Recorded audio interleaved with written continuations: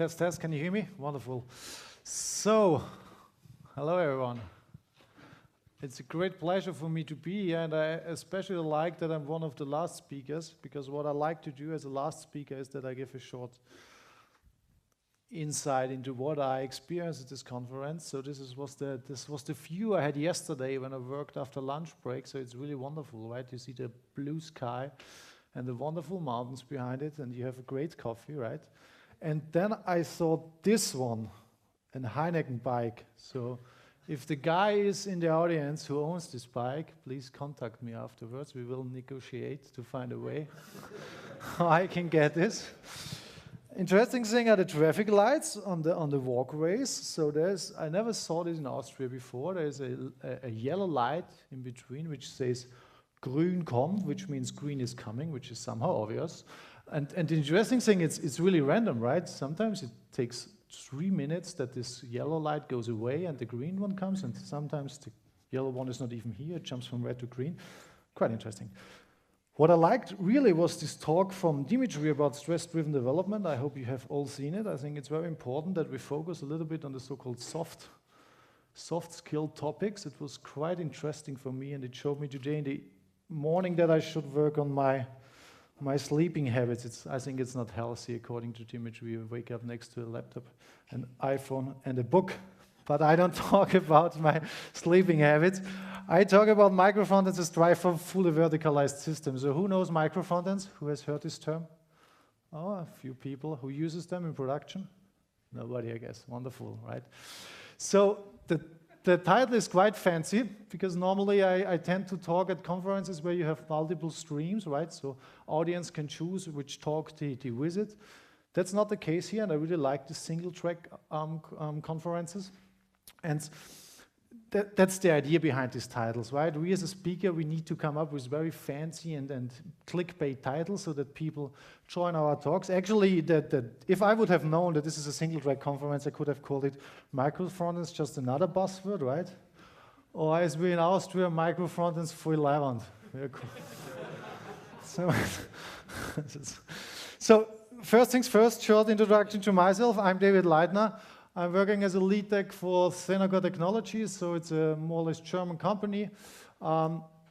Even if it's a German company, I'm actually from Vienna. I have an apartment in Vienna, but I tend to work there the whole week in Germany for German clients. I'm also a lecturer for post-diploma courses at the University of Applied Science Technicum Vienna, and I do a couple of things around the community. I think we all should do this, right? That's important. But all this stuff is not too important for me. You don't need to remember this. What you should remember is that I'm writing code, because this is really important for me to let you know this for two reasons. The first one is that I have the feeling that people who are getting older and more major maybe get this feeling that they feel ashamed of still writing code, right? Everybody wants to be an agile coach, everybody wants to be a product manager, everybody wants to be an enterprise architect. But writing source code is for me still one of the most beautiful and beneficial artifacts we can deliver in our industry, and we shouldn't feel ashamed about this, right? That's the first part. The second part is what I will show you today, right? Is not what I've seen on Twitter, is not what I heard on other conferences by people from Facebook, Twitter, or co. It's actually what we discovered in customer projects, the experiences we made. So it's not a selling talk about microfrontends, it's the hard truths with all the pain. So I will try to translate you what we made as experience in the past years. So I would have loved to start this talk off with a definition of microfrontends, classical Wikipedia quote, but this is not working this way, and the issue is that we don't have a common understanding of microfrontends, in my opinion. And I've seen this also here. I talked to a few people before I was speaking here now, and I always told them, yeah, I'm talking about microfrontends, and they explained me, yeah, cool, we also do this now. And I asked, what do you exactly do? And then you find out that people mean total different things by microfrontends, right? Everybody's talking about them, but there's no common understanding. Like in microservices, we usually have a common feeling what a microservice is, even if it's not 100% clear. But for microfrontends, this is totally missing. Still, does anybody know James Burney from ThoughtWorks? Okay, he's a good friend of mine, and he for me has the I mean, if you ever see him at the conference, he's worth taking a look at. He has normally cool talks. I prefer his talk about Agile is a dirty word, so you could look this up on YouTube. Or microservices are not worth the effort. It's also very genius by him. But what I wanted to tell you is that he has, for me at least, a valid definition of microfrontends. And what he said is, the idea of microfrontends is to extend the concepts of microservices to the front-end world, right? So I like this definition because it's pretty simple. All he says, take all the advantages from microservice and put it to the front-end, right? So if you want to understand this, of course, you need to understand microservices. So this is why I will give you a really short recap on microservices. Because when I take a look at technologies, I normally want to understand three things. I want to understand who has done this stuff, why did he do this, and when did he invent this, right? And in which context did he invent this, right? And at least for microservices, that's pretty simple, right? So Sam Newman, with his great book, Building Microservice, I mean, he didn't invent it, but at least he defined it quite well. And he said, we build microservices to have small and we build services to be small and focused on one thing, right? And we do this because we want to be autonomous, right? And that's it. So even the definition of microservices is actually micro, right? So why do we do this? Well, of course, a lot of hype-driven development and CV-driven development, but at least we also do it because we want to be autonomous, right? But what's really important, and I really want to stress this, because I went there by train yesterday, no, two days ago already, and I did the cleverest thing you can do by going by train from Vienna to Dornbirn, and I scheduled 3 remote meetings during the train trip, right? And if you ever went by train, you know you have no internet connection, right? And there was one meeting which is about architecture. There was an architectural topic, so they create a new client application, and they want to know which architectural approach they choose. And of course, everybody's doing microservices these days, right? Microservices tend to become the new blueprint architecture for everything. And I think it's very important to mention that microservices are not a silver bullet either. Nothing is, right? We know this since the 90s. But I really like to stress this, right? That's why I created a page which is called Microservice Bingo. If you click on it, you will find out if microservices are maybe a good fit for you. But if you say it's a good fit for you, right? If you say you want to be autonomous, and I think 30% of all the microservice architectures are really doing it because they need to be autonomous, right? So why do we want to be autonomous? We want to be autonomous because we want to have independent deployments, right? We want to have our services independent deployed. We want to have autonomous operations, so each service lives on their own, dies on their own, can scale on their own, right?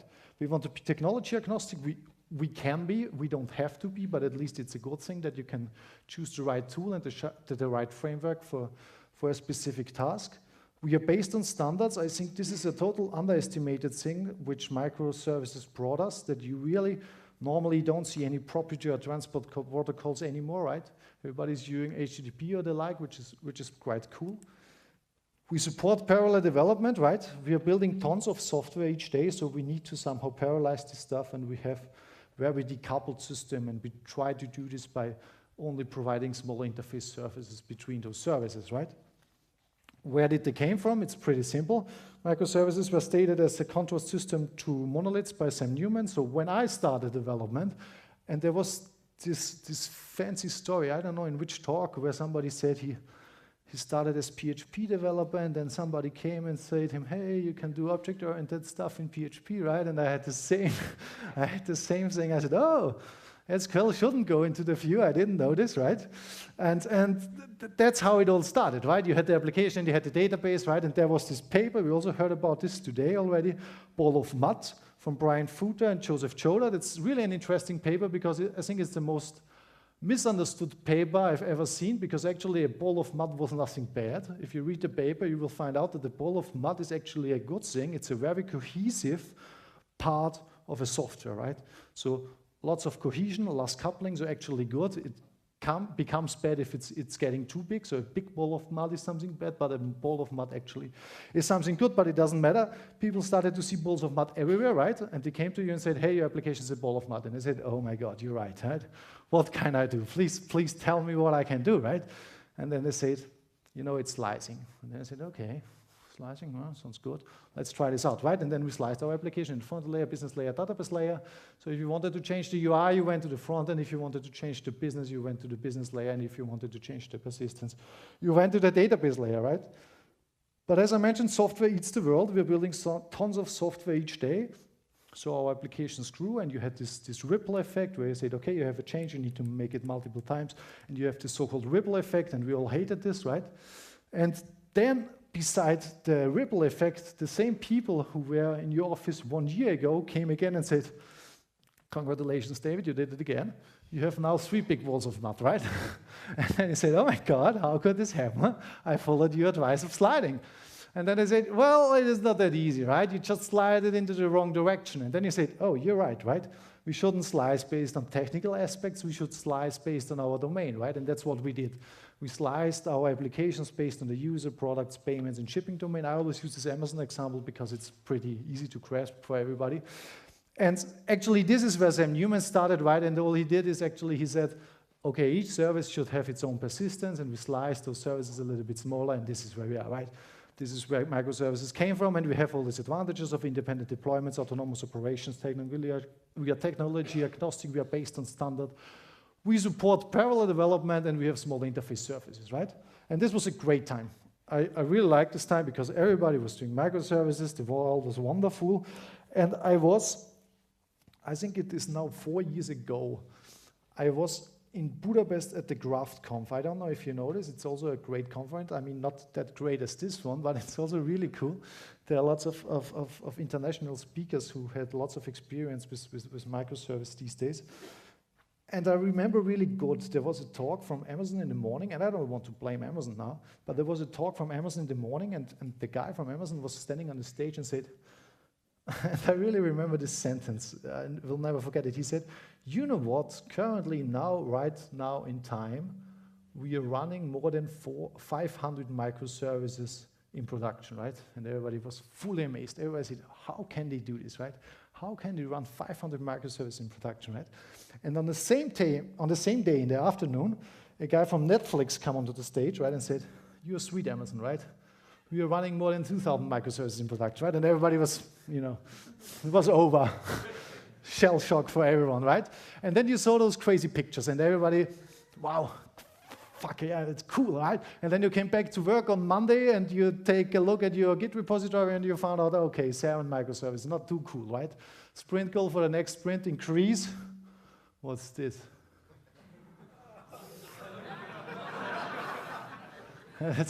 Yeah, you know, that's the point. I use Windows only for presentations, right? Because I'm just a PowerPoint user, right? And then I use it once a year, and then it wants to update all the time. This is really, this is really sick, this system. But nevertheless. And yeah, then you came back. So 7 microservices, cool, yeah. And the sprint goal was creating more microservices all the time, right? And then there was this I had a great conversation with Stefan Tilkoff. Do you know him? Does anybody know Stefan Tilkoff? Working for InnoQ, for a German consultancy. And he had this great sentence, and he said, but wait, our microservices have actual human users. And this sentence made me think a lot, right? Because I always had these pictures in mind of those microservices, and I thought, how do they actually do this, right? Because as a Netflix user, I'm not interested in their running 2,000 or 5,000 microservices. I just want to watch my movie, right? I just want to watch my movie on a maybe even consistent UI, right? So how do they do this? How do they hide all this massive complexity behind a consistent and beautiful UI, right? And the interesting thing is that you will not find much talk about this on the internet, right? You will not find YouTube talks, you will not find blog articles from Netflix, how they do this. I mean, some other companies try to share their experiences, but at least there's not much content about this whole topic of how to integrate all this stuff together to a wonderful, beautiful UI, right? So I did my own observations. I took a look at our projects we had at this time, and I wanted to understand what we do, right? I mean, we didn't have so many microservices, but we had at least a couple of them and had our first problems with them. And I just wanted to understand how does our front-end work there, right? And it turned out to be always like this, right?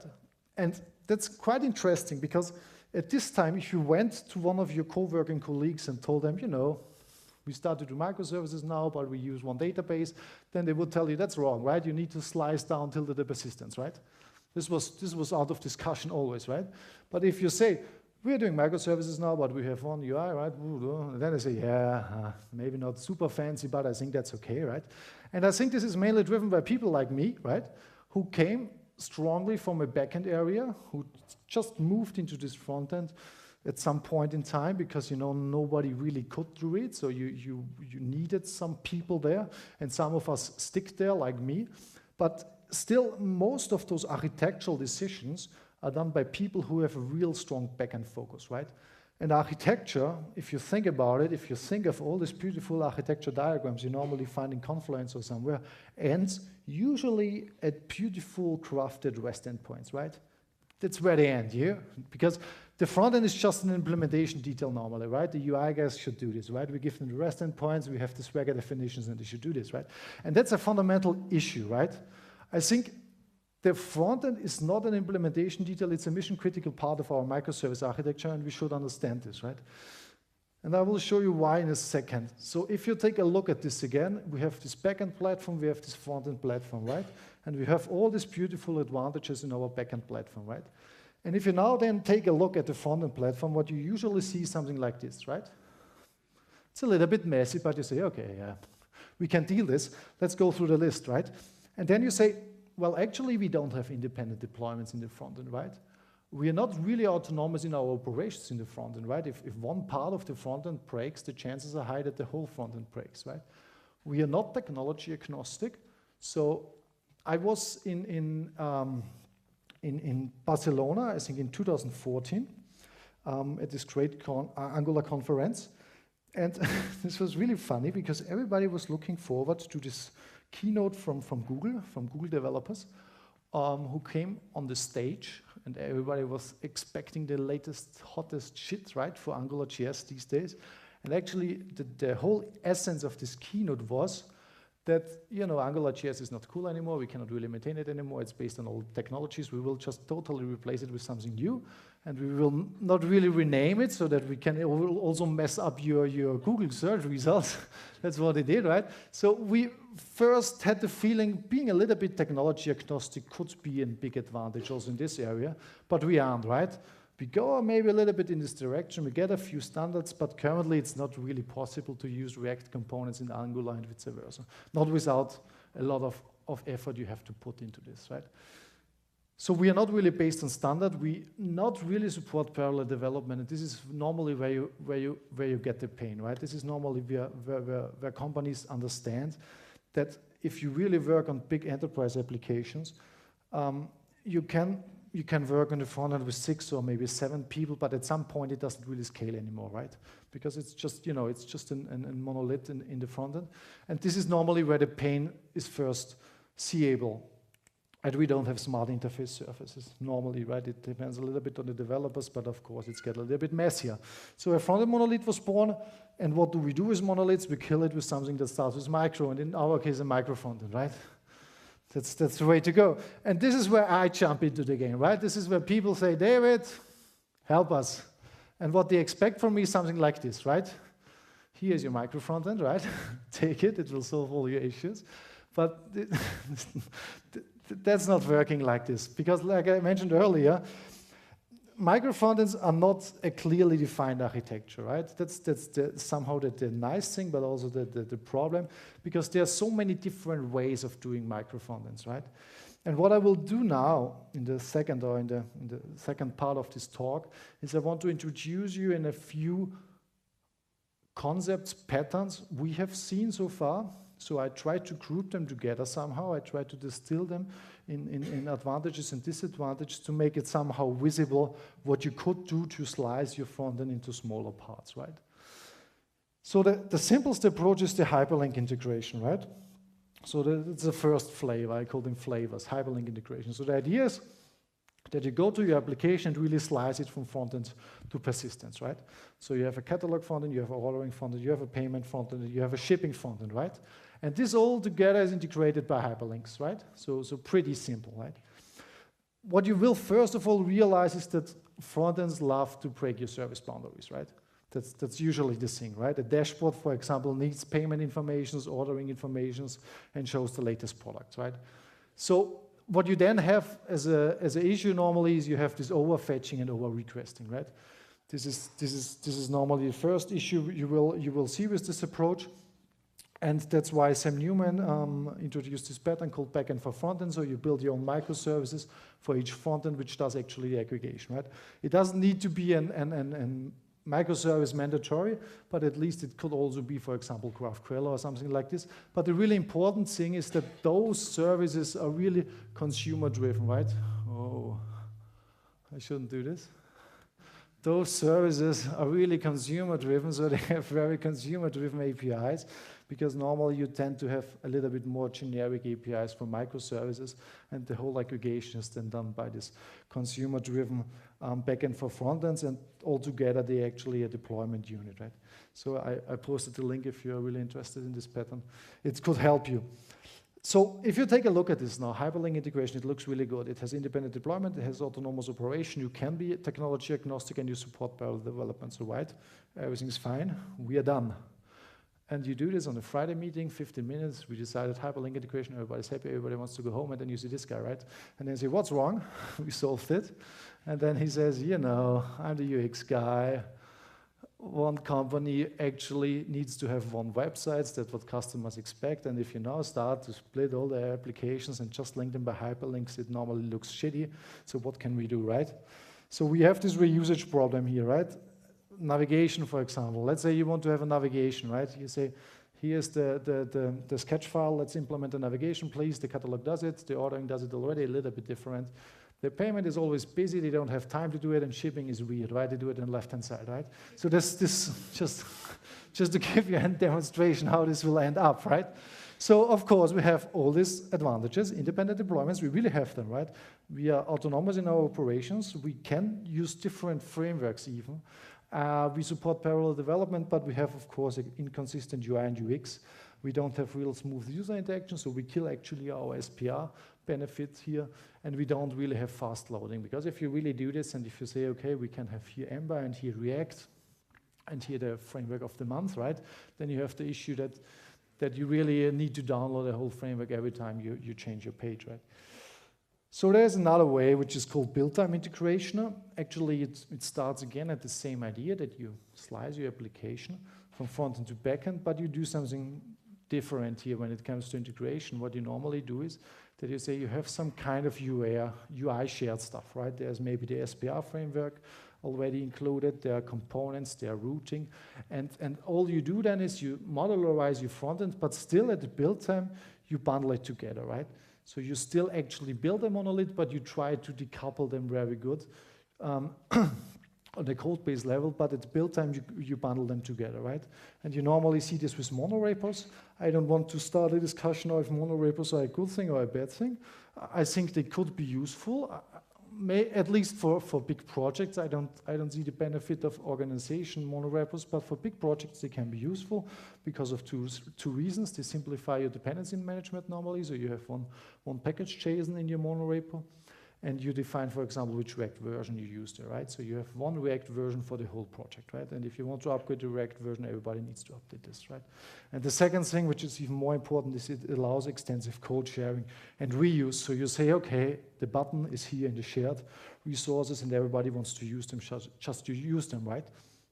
So if we take a look at this, actually it's the total opposite to what we've seen, right? We don't have independent deployments anymore. I don't know if this is always so important, especially in the front-end world, right?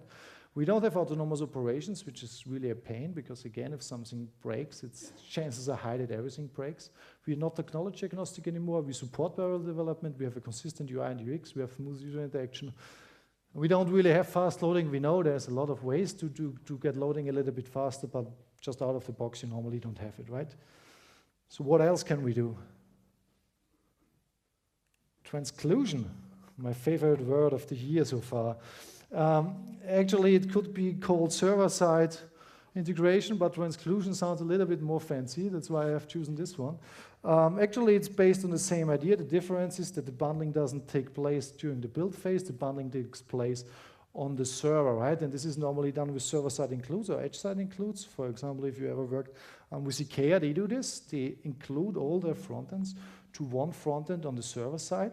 So the idea is really to actually do the same thing, but just during the server-side rendering. And then we have, again, all these advantages, right? We have independent deployments. We are autonomous in our operations.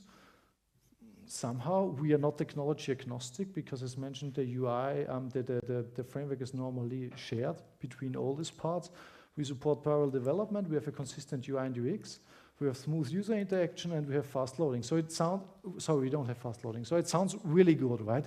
And many big companies tend to go there. There's this Taylor framework from Zalando. I don't know if you know this. I mean, it's quite complex. I don't know if it pays off for most of the project, but at least it's a good starting point to get inspiration how they do this server-side transclusion, right?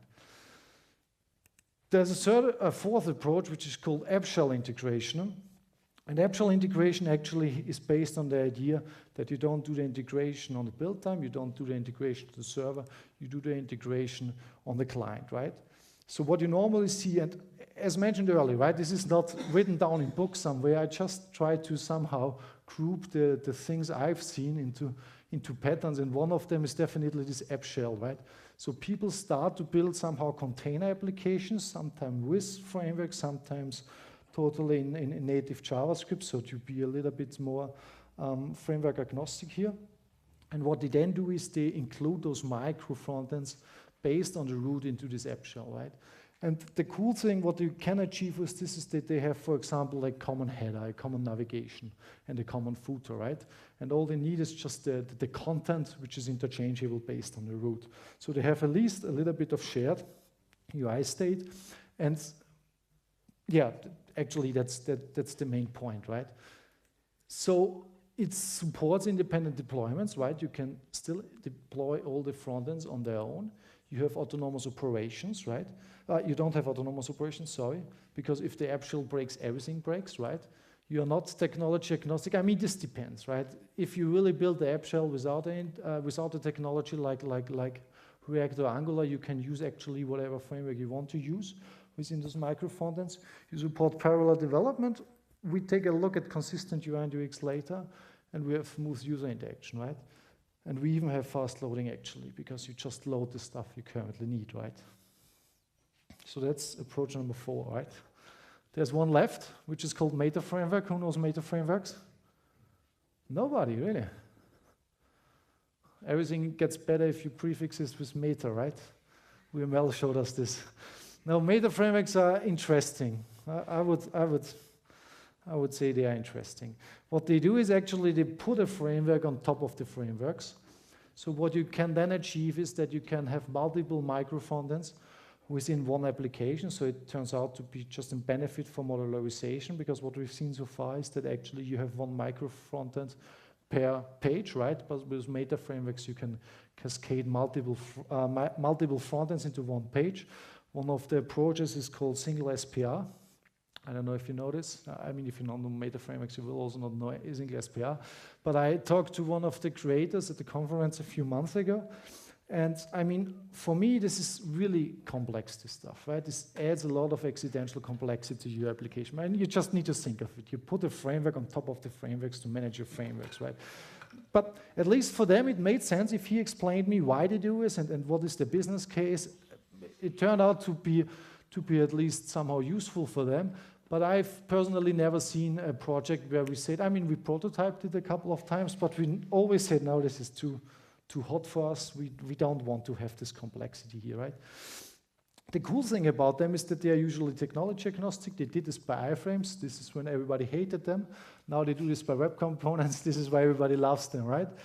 And if you take a look at this, they support independent deployments. They support autonomous operations. They are technology agnostic. They support parallel development, consistent UI and consistent UX later. They support you in doing smooth user interaction, but they totally fail normally in fast loading, right? Because you can think of it, if you have your Angular application on the left-hand side in the header, and then you have your React application, and then you have your pre-React application, and all this stuff, and you start this on a smartphone, right? You will just hate it, right?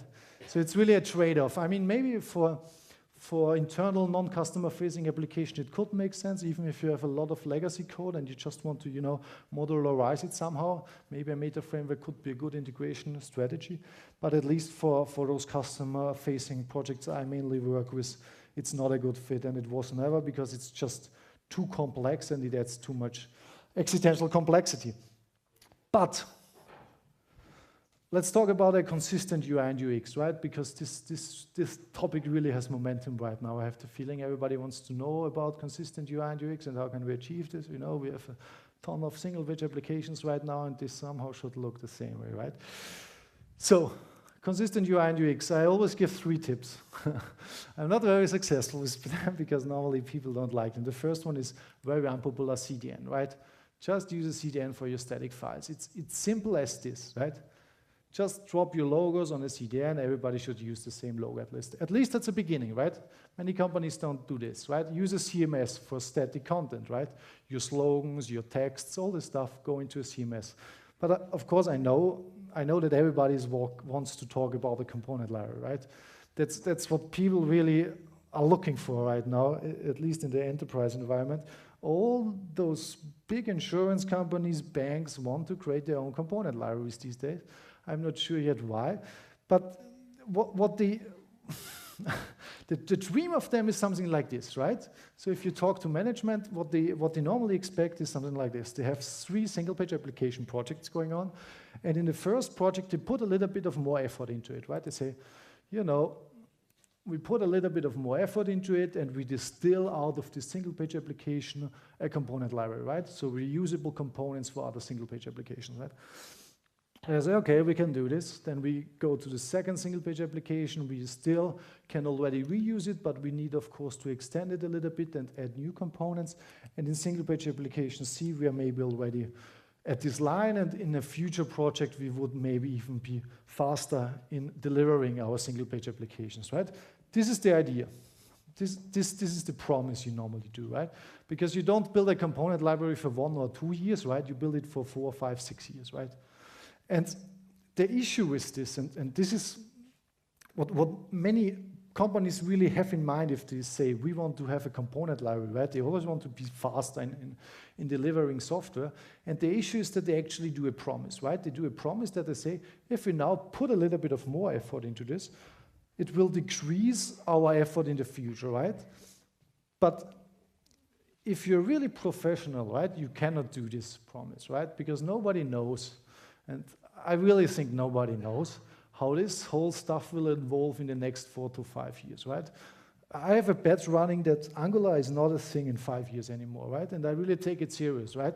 Because I have the same thing with GWT, which was the previous framework from Google, and they just said at one point in time it will be a community framework, and I think the same will happen to Angular at some point in time, because it's just, it's just a somehow strange developing model in my opinion. But nevertheless, we don't know what happens in 5 years, right? So it's totally useless to build a component library for the next 5 years, right? And the second thing, which people often forget, is that you introduce a dependency between your single-page applications, right? So if you build these component libraries, and I know a lot of customers who are still using AngularJS because they build all their components and all their reusable modules in AngularJS, and they don't want to migrate, or they can migrate this, so they have 3 strategies, right? They can say, we migrate them in a big bang, right? So all the applications must also migrate. We can duplicate them, so we build it again in Angular, right? Which is normally very costly. And the third one is we say, we just stick to AngularJS, right? And that's what they do, right? Developers hate it, but actually that's the point, right? So this is really an issue, and we heard it today already, that here a copy and own approach is very often the better approach, right? Just take the components you want to reuse in your next project, fork it, and that's it, right? You're independent, you can have your own deployment cycles, and you don't need to depend on any common component library. That's the first thing, right? So I stick here with Rob Pike, the inventor of Go, who always says a little copying is better than a little dependency, right? And I think this is especially true for UI development or for UI reusage. But if you customer says, we want to have a component library, right? And he insists on this, and you say, okay, maybe it makes sense for you because you build 20 applications each year. So if you really need a component library, then build it framework agnostic, right? That's what they will tell you then, and it makes sense, of course. But how can we do this, right? And the observation we made is that, for example, JSX and CSS modules work really good in building framework agnostic components, because especially JSX can be rendered by most frameworks these days. If Angular can be ignored, you can, for example, render JSX in Vue.js and many other micro frameworks. So I had the feeling for a couple of months that JSX is somehow the standard definition for components. But of course, people tend to argument that we could, of course, use web components, right? So we tried a couple of things. I'm not a big Polymer fan. This is historical reasons. I like Stencil. We did one thing in Stencil. I think I still wouldn't do it again, but at least it worked somehow. But the problem I have with web components, and I'm really surprised. I mean, I didn't go to all talks, but nobody talked so far about web components in 2019 at the JavaScript-centric conference, right? And the problem I have with web components, that this is what they are in 2019, right? This is what people say they do, this is what they think they do, and this is what they really do, right? And I don't want to I don't want to offend somebody, but this is really my observation. So if there is somebody in the room who has a real-world project which is running in production, and which is based on a component library, which is based on web components, feel free to have a chat afterwards with me. So the guy with the Heineken Pike and the guy who is using web components in production, please come to me afterwards and let's discuss, because I had this experience that there are many talks about web components and people show it in fancy hello worlds, but after the talk you go to those people and say, hey, we used it and we have these problems and this overhead we had and how can we solve this and that and that, and then they say, yeah, we don't use it in production yet, right? So that's the point. So I think, and that's actually what I want to put pressure on in this component library topic, or this reusable UI UI topic, is that the technical representation of a component is not a good source of truth. So a good source of truth is something before it, right? I mean, I don't say that you need to use PNGs as source of truth, but also components are not there yet, in my opinion. A good source of truth is, for example, Sketch or Zeppelin or tools we all like. And the second thing I always say to developers, which is very important, and I really take this serious, is if something has to look equal, this doesn't automatically mean that it has to be technically the same thing, right? If you have two buttons and they look equally, they don't need to be the same thing, right? We heard this already today in this talk about front-end architecture, which was quite good and which was somehow aligned with what I'm saying here. So I think the technical representation is not really good as a design system. You should go for something before. And if you then say, okay, I build my Vue application and I have my source of truth in Sketch, well, then just create this button in Vue, right? How long does it take, honestly, right? So it's much better than creating this dependencies between your single-page applications. So back to the topic, meta frameworks. That's where we left, right? Meta frameworks are hated on Twitter, and I again quote here Stefan Tilko, and he says this is how people reacted if he showed them the single SPR page. But I'm not fully with him in this point, because I think that meta frameworks are not the issue here, right? And I think the point why I think that way is that I think that this is the future of where we're going there, right? We came from JavaScript, and I think we go to JavaScript again. And I really think so, because if you take a look at frameworks we used years ago, we don't need them anymore because all this stuff is integrated into JavaScript, right? And I think the same will happen, for example, for rendering components, right? Rendering components will not be a framework feature anymore. This will be just part of the JavaScript ecosystem. So, this wise sentence. I think that meta frameworks will be the frameworks, right? We will still need frameworks which compose together our components, but rendering a component will not be the main focus of a framework anymore. We will not need frameworks that allow us to do component-driven development. This will just be JavaScript features. So I will send maybe Stefan this slide. But that's it, right? Those are the choices you have, right? So we have hyperlink integration, we have built-time integration, we have transclusion, we have app shell integration, we have meta frameworks. That's what I try to somehow group. I mean, of course, they all have their nuances, but at least this is the groups I came to, right? And then you go to a customer and say, hey, this is what we have. What do you want to have, right? And then say, David, what should we choose, right? And then you do the thing you normally do best as consultant. You say, it depends, right? Because this is what you learn and this is what you always do. And it's always true, it always depends, right? You cannot make a decision based on some facts. You always need to understand the context, right? You need to go to the customer and understand what are you wanting to do, right? You cannot always apply the same pattern. You really need to understand what's going on there, right? And still I did something, I'm not very proud of it, but I somehow was sick of always explaining a little bit what can you do, and so I came up with something which is very unpopular. I created a decision tree, right? And as mentioned, I'm not too proud of it, but at least it turns out to work really good with companies. So you can read it from left to right, and up is always yes, down is always no, right? And the first question is, and I really try to avoid putting questions on, putting sentences on presentations, because I think the human language is very hard to interpret correctly. So I really try to avoid putting sentences on my slides. But in this case, I made an exception. And the first question you really need to think of, is your application big enough, right? And I had a discussion with Manfred Steyer, who also did somehow a decision tree more Angular-centric, but I just wanted to understand what he was thinking about there, and then we actually ended up in doing this somehow together. And for me, the interesting thing was, when is your application really big enough to go for micro frontends, right? And I tried to show you already, one of the pain points is, of course, a consistent UI and UX, right? If you go with this distributed frontends. And for me, it's really the decision if you think of the most two unrelated pages in your application, right? So let's think you have a landing page and you have a profile settings page, right? And if those two can somehow have differences in their UI and UX, at least slightly differences, then maybe a micro frontend approach is good for you. If this is not the case, right, don't do it. You will break your fingers, you will cry, you will have all the pain, just don't do it. Go with a built-time integration. Try to modularize your system beautiful, but don't do this micro frontends.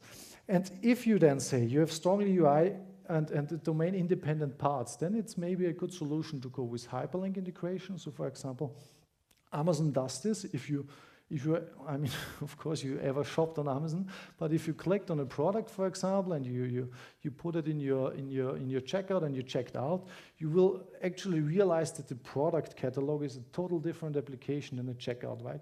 Sometimes they even don't share the same logo, and this is totally fine for us. We don't care, right?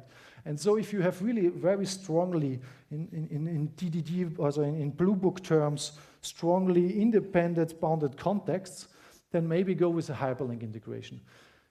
If you say, no, we don't have them, and if you say we need smooth user interaction, then you should think of complex modularization. But if you say we don't need smooth user interaction, then let's do it like IKEA or Zalando, let's go with transclusion, right? So just server-side integration. If this is not an option for you, think of if you need complex modularization, right? And as I mentioned earlier, I didn't see any project, at least at my customers so far, where we say this really makes sense, right? Of course, it sounds promising that you can use whatever framework you want, but in the end, you get a lot of accidental complexity. So try to go with an app shell integration, build your own container application, try to not use a specific framework, therefore maybe stay with native JavaScript.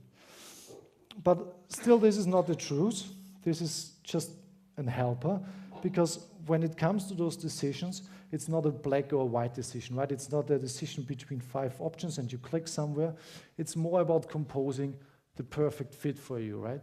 So if you think again of this Amazon example and you say, okay, you have a landing page, then you have a shop, and then you have a ordering, right? Those are totally different bounded contexts, those are totally different domains. So you could simply link them with hyperlinks. So they are totally independent, and this makes maybe sense, right? Because landing is 80% of your traffic goes to landing, and you need to have strong, you need to make this really fancy, because this is the entry point of your customers and you want to deploy this every day and with the latest technology, right?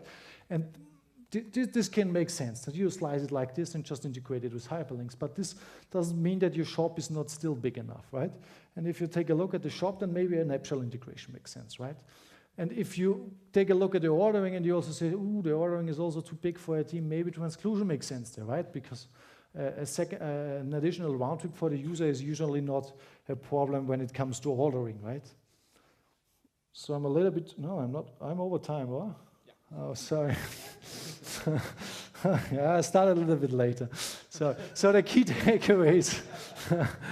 Just let me finish the key takeaways. So think twice if a front-end monolith doesn't fit your needs and start with a monolith-first approach, right? I cannot stress this too often, right? It's the same for microservices. Start monolith first and think twice if you really need this stuff, right? The 8 facilities of distributed computing are called facilities for a reason, right? If you build micro frontends, you're doing distributed computing in the frontend, right? Think twice if you really want to do this. And consider the frontend as a part of your microservice architecture and solve UI-specific problems with UI-specific solutions. So it turns out to be as easy as usual. Use the right tool for the right job. Thank you. I hope this was useful. My name is David Leitner. I'm a non-hyperprint activist and I'm writing code.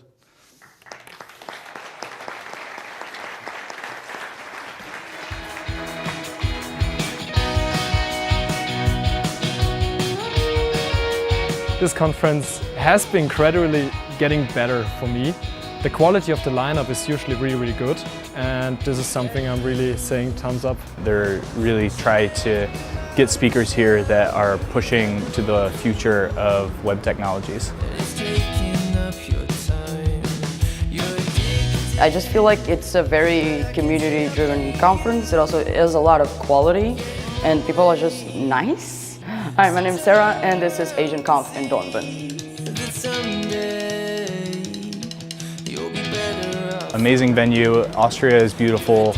Meeting all of the people in the community and getting to go and hang out and ski.